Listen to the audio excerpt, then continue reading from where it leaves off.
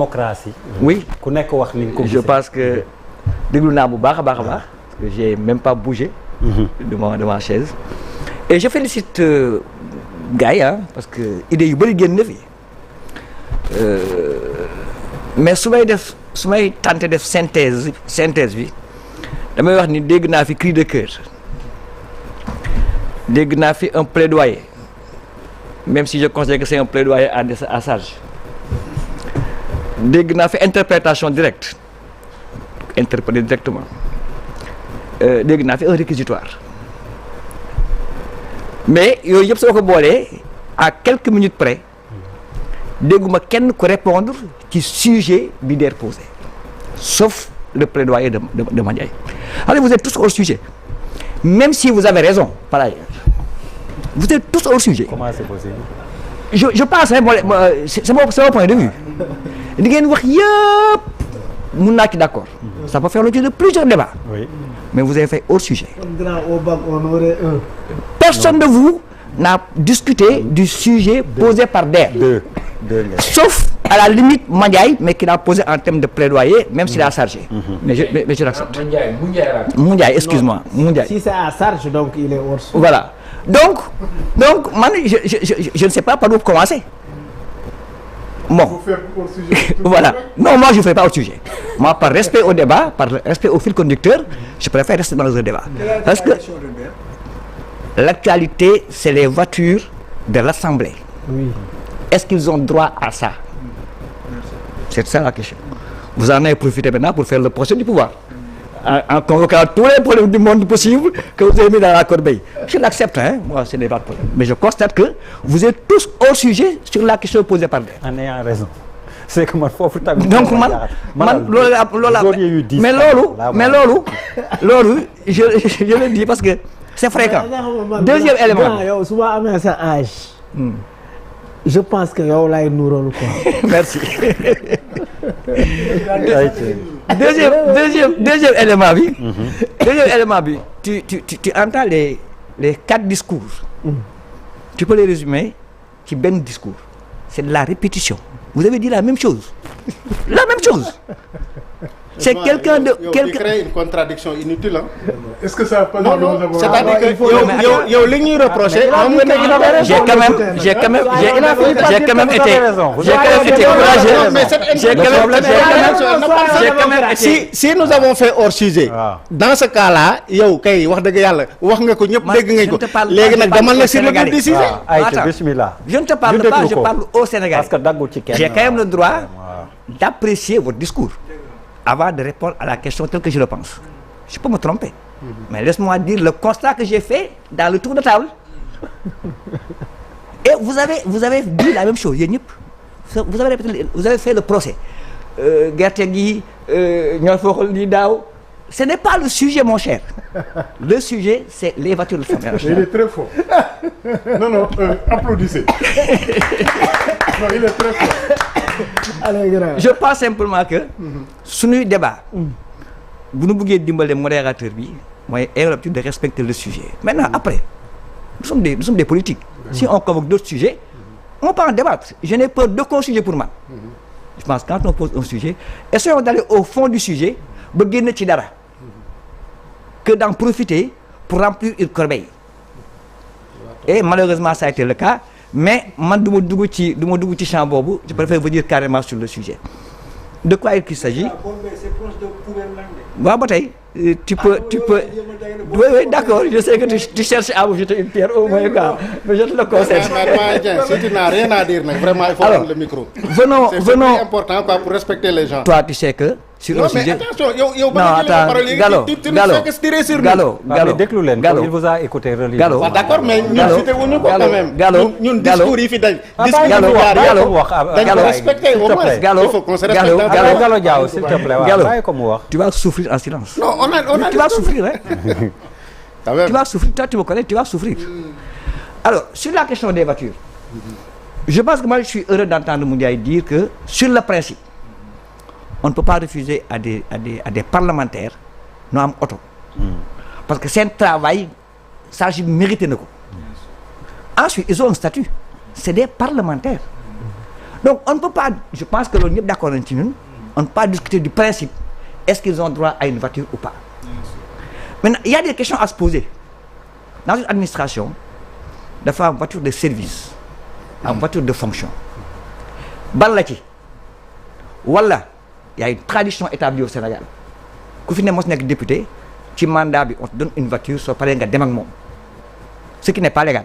Mais je dis c'est une tradition qui s'est fait au Sénégal pendant très très longtemps ba mu jógee nañuy def ko presque loi. Mais li administration xam et c'est là où je vais venir sur la question mooy administration dafay am auto de service wala mu am auto de fonction wala mu trouver un mécanisme à l'interne pour permettre aux ayants droit ñu am voiture avec des facilités. On n'a pas réfléchi à ça. Je pense que assemblée bu man doona man ça c'est mon principe particulier. Il faut qu'on nous dise est-ce que c'est des voitures de service. Si c'est le cas, on n'a pas besoin de 165 voitures. On a besoin d'un parc bien fourni. Quand il y a une mission parlementaire, ñi dem mission jël oto yi dem def seen mission ñibbisi. Ou bien nous wax nu est-ce que c'est des voitures de fonction. Si c'est des voitures de fonction, c'est lié à la fonction. Et que tant que tu es parlementaire, tu as droit à une voiture, mais à la fin de ton mandat, tu laisses la voiture sur place pour le prochain parlementaire. Su fekkee nekkul ñaari cas yooyu dañuy wax ni kon député bu nekk su mandat bi ñëwee am nga droit am oto soo paree nga dem ak moom. Ça c'est pas légal. Ça par contre c'est pas légal. Ce qu'on aurait dû faire mooy assemblée nag mun na dans le cadre de sa gestion interne mun na am un mécanisme pour doter les parlementaires ay oto en inventant le car plan wala le plan auto comme on le fait dans les grandes sociétés. C'est-à-dire tu travailles, tu as droit à une voiture, assemblée bi xool ce niveau salarial ban oto la méngool ci taille ñu jënd boobu jox la mais da ngay fay une partie institution bi subventionne une autre partie.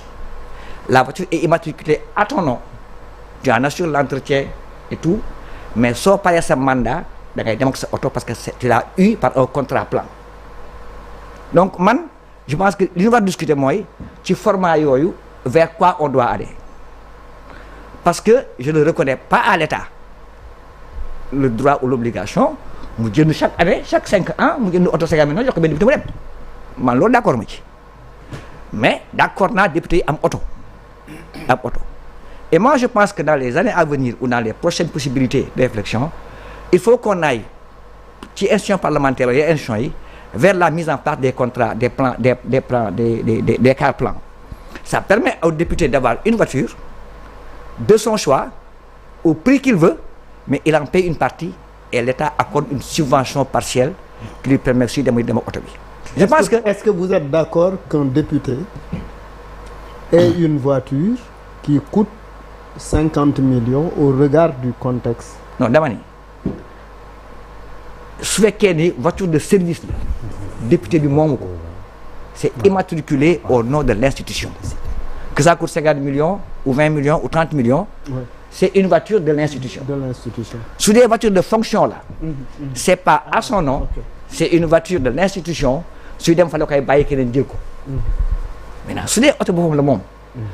Institution bi inventé un mécanisme de contrat plan.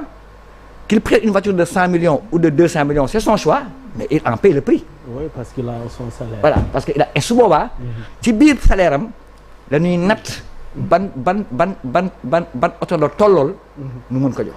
Mais il reste entendu que une voiture, un député ne peut pas s'en passer. Maintenant, on peut discuter sur le mécanisme. Mécanisme mën na ci discuter mooy comme li ma wax léegi, mais je suis tout à fait d'accord que on ne peut pas ci même hors contexte, on ne peut pas accepter que chaque 5 ans, même si on était riche comme Crésus, on ne peut pas accepter que chaque 5 ans que l'État achète une voiture de 50 millions jox ko benn gars su dem yóbbaale ko. Je trouve ça complètement illégal, mais une institution libre, c'est quand même une institution parlementaire qui a une liberté de fonctionnement, une autonomie de gestion, loolu, et qui est le seul juge de l'opportunité de sa dépense. Non, mais le fonctionnement. Je ne suis pas d'accord avec la liberté de fonctionnement. Non, le fonctionnement de l'Assemblée est encadré. Waxuma liberté dama ni. Oui, si liberté nga wax de fonctionnement. Non, waxuma dama ni. Si seul juge de l'opportunité laa wax. on dit dans une institution, l'ordonnateur est seul juge de l'opportunité d'une dépense. Et là, vous parlez d'opportunité. Est-ce que, moment bi, on est dans l'opportunité, oui ou non? On peut en discuter. On peut en discuter. Mais selon les textes actuels de notre pays, l'ordonnateur d'une institution est le seul juge de l'opportunité de la dépense. Donc, maintenant, quelles que soient les critiques que nous apportons, quels que soient les points de vue divergents que nous pouvons avoir, que nous respections le minimum de standards en termes de principe. Je suis d'accord que le contexte est maintenant, l'Assemblée a une formule pour dire 50 millions. Surtout qu'une voiture dans une institution, elle est amortie sur 5 ans. Le taux d'amortissement d'une voiture dans une institution est de 20%. On est en amortissement linéaire, donc ça dure 5 ans. On ne peut pas amortir une voiture de 50 millions à 5 ans, c'est 10 millions par an d'amortissement. Donc on aurait dû aller vers des formules plus simples, trouver des voitures qui coûtent 30 millions, 25 millions, qui peuvent à la limite faire la durée du mandat et aller vers des procédures. Mais la réflexion, c'est de dire aujourd'hui, est-ce que l'Assemblée distribue des voitures de service? Je ne le crois pas. Est-ce que l'Assemblée distribue des voitures de fonction? Je ne le crois pas. C'est une tradition qui est établie et qu'il faut éradiquer. Sur ça, je suis complètement d'accord. Je voudrais juste, si vous le permettez, dire 2 à 3 choses. D'abord, je salue et magnifie l'objectivité dont vous faites montre par rapport à votre prise de parole. Mais dans toute votre prise de parole, vous vous posez des questions. Ça veut dire qu'aujourd'hui, si ça va, tu te poses des questions. Madame, est-ce que ça veut dire que donc même yo, tu n'as pas l'information sur quel est le format, quelles sont les modalités d'attribution des véhicules. On est d'accord? J'ai dit oui. Vraiment, cette intervention, moi, j'apprécie. Parce que c'est objectif. Et puis, c'est vraiment correct vis-à-vis d'un citoyen qui vous regarde. Mais vous n'apportez pas une réponse. Si. Non. Parce que vous... si. Non. Est-ce que vous avez sous forme de car-plan? Parce que l'année passée, même l'État avait arrêté d'acheter des véhicules, il faut opter pour le car-plan. Tu n'as pas la réponse dans le car-plan. Est-ce que dañ leen koy jox ñu koy rembourser? Est-ce que ba léegi yow et les députés qui sont même à l'Assemblée n'ont pas les informations? C'est ça peut-être le problème. Xam nga da nga ne fii ñi fi wax yëpp fii ñi wax yëpp d'accord ak ñoom man rek maa répondre à la question loolu nga wax ma nangul la ko mais dama ne yow question bi der posé amoo la réponse exacte que nan la demee oto yi muy benn. Mais ñaaral bi ñun dañu tàmm roy ci France député yi amuñu oto député yi dañu am assemblée nationale bu France moo am oto moo am parc une douzaine de véhicules député bu soxla dem fenn oto bi yóbbu la indiwaat la bu fekkee ne jar na ko député yi war a def ay déplacement ñu jox leen ay carte train SF bu train mais jël 577 députés français yëpp ne leen ku nekk amal oto France ñu yëpp moyen ëpp ñu doole te defuñu ko. Donc pour dire que oui on est d'accord qu'un député peut avoir un véhicule mais encore une fois je reviens sur la façon dont ils doivent l'avoir et le moment le contexte bi tax mu am polémique bi pour dire in fine que ne tey jii y a une nébuleuse jusqu'au moment où on part sur l'acquisition de ces véhicules. C'est ça la véritable question.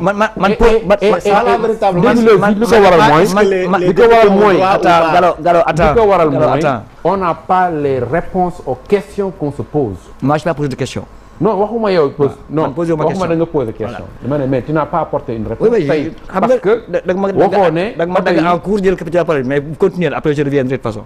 non bon moi j'attendais que tu termines. non terminé nga benn précision historique historique rek par rapport non il faut boucler pour qu'on aille à la précision historique publicité rek par rapport au véhicule des députés benn précision historique. oui.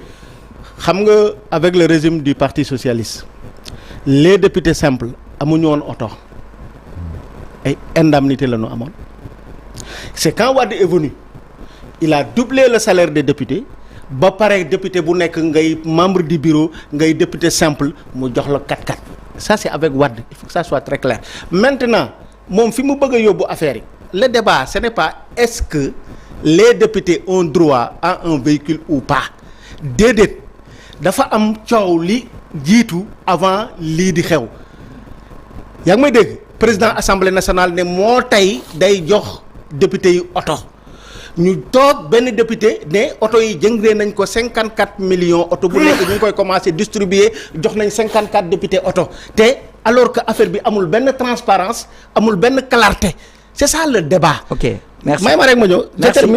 merci toi aussi je termine. la différence entre toi et moi. non y a pas de différence tu discutes des personnes je discute des principes. non entre. donc tu peux continuer à discuter les personnes moi je discute des principes. non doon leen ñu jàppale. waaw demal nag rek Gallo. il est trop fort. Gallo.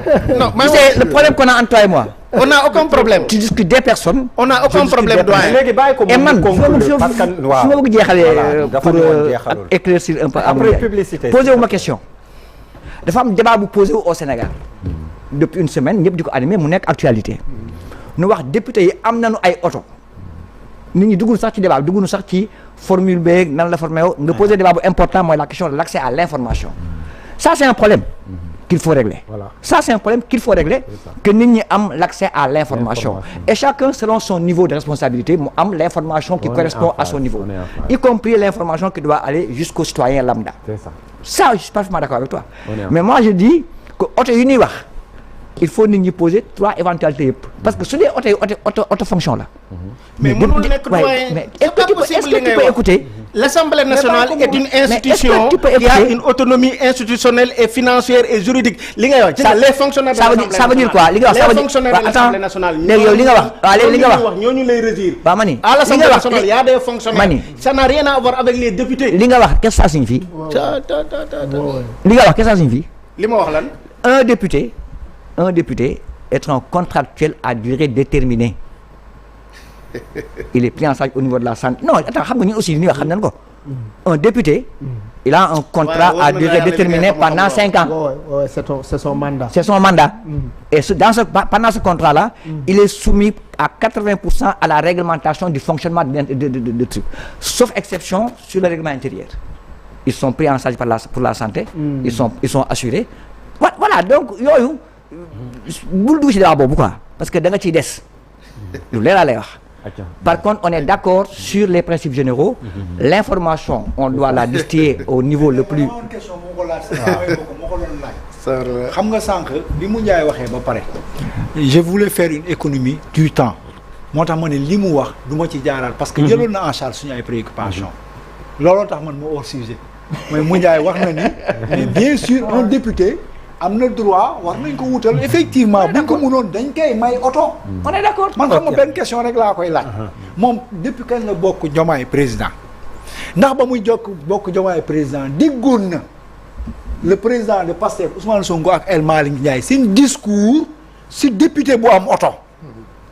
ba mu ko déggee comment il l'avait appréhendé ak nan la ko jugé léegi parce que problème bi dootul man nekkuma dimension xaar ma yeggale après nga jël nekkuma dimension ndax député war na am oto warutu am oto dépassé naa lool man sama problème mooy ña doon wax député warul am oto incité nit ñi ñu xeex loolu dénoncé ko ba jël ci ay engagement lan moo leen motivé woon ñi mu doon àndal muy le premier ministre actuel premier ministre ba muy waxu député yi waruñu am oto ak Malick Ndiaye boobu ndax moom fekkee ne woon ak ban lecture la ci am ci ñoo xam ne dañ ne woon lii yàq la warul ta am ñëw nag fekk réew mu nekk 4e sous-sol am ay dette 23 000 milliards et quelques na ñëw ne damay jëndal député yi oto ba pare ne j'assume man loolu laa koy laaj mais pas ndax am nañ droit amuñu droit. dina yomb. waaw du ma militant Pastef je suis un militant de Mimi 2024. Donc j'ai adhéré à la coalition pendant que Mimi a été invalidée cette élection. Je ne suis pas obligé d'adhérer au programme de Pastef à 100%. Droit d'inventaire, ngay évoqué. On peut, non, c'est sûr, hein. kon boobu adhéré woo ci woon. Non, waaw discours man Pastef député. maa ngi ci bokk. En fait pas Pastef coalition bi laa bokk bokkuma Pastef. Donc le programme de Pastef en tant que parti ne m'engage pas.